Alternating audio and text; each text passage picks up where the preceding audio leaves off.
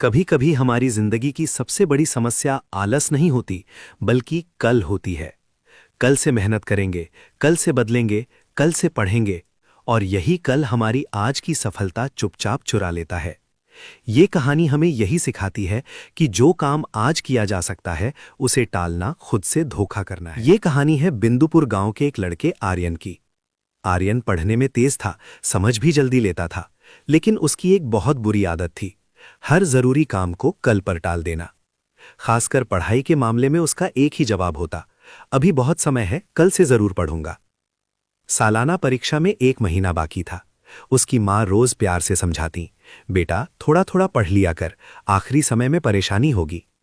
आर्यन मुस्कुराकर कह देता, अरे माँ, अभी तो पूरा महीना है, कल सुबह 4 बजे उठकर पक्का पढ़ूंगा। लेकिन वो कल कभी नहीं आया। सुबह नींद भारी लगती, दोपहर दोस्तों के साथ खेल में निकल जाती, और रात को वो खुद से कहता, आज बहुत थक गया हूं, कल से पक्का शुरुआत करूंगा। दिन ऐसे ही खेल खेल में निकलते गए, और देखते देखते पूरा महीना खत्म हो गया। परीक्षा में अब सिर्फ 2 दिन बचे थे। अब आर्यन घबरा गया। उसने सोचा कि रात भर जागकर पूरा सिलेबस खत्म कर देगा। जैसे ही उसने किताब खोली, उसे एहसास हुआ कि उसने पूरे साल पढ़ाई को कितना हल्के में लिया था। ढेर सारे अध्याय देखकर उसका सिर घूमने लगा। तभी गांव की बिजली कट गई। मिट्टी के दिए की हल्की रोशनी में पढ़ना मुश्किल हो गया, और थकान ने उसे फिर घेर लिया। उसने खुद को फिर दिलासा दिया, कोई बात नहीं, कल सुबह जल्दी उठकर जरूरी सवाल पढ़ लूंगा। अगले दिन परीक्षा हॉल में बैठते ही उसका दिल जोर जोर से धड़कने लगा।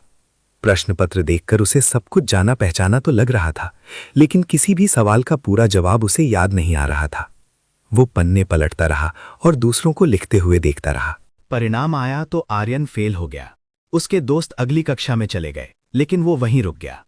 अपने माता पिता की आंखों में उदासी देखकर उसे गहरी शर्मिंदगी महसूस हुई। उस शाम वो रोते हुए अपने दादाजी के पास पहुंचा। दादाजी ने उसे पास बिठाया और आंगन में लगे एक छोटे से पौधे की ओर इशारा करके बोले, बेटा, अगर मैं इस पौधे को रोज पानी ना दूं और सोचूं कि महीने के आखिरी दिन एक साथ 10 बाल्टी पानी डाल दूं, तो क्या ये जिंदा रहेगा? आर्यन ने सिर झुका लिया और कहा, नहीं दादाजी, ये सूख जाएगा। दादाजी मुस्कुराए और बोले, पढ़ाई भी वैसी ही है, ज्ञान का पौधा रोज थोड़ी थोड़ी मेहनत से बढ़ता है। कल एक ऐसा चोर है जो आज की मेहनत और आने वाली खुशी दोनों चुरा लेता है। उन शब्दों ने आर्यन को झकझोर दिया। उसने उसी दिन तय कर लिया कि अब वो कल का इंतजार नहीं करेगा। उसने अपने कमरे की दीवार पर एक बड़ा सा चार्ट लगाया, जिस पर लिखा था, कल कभी नहीं आता, जो है वही आज है।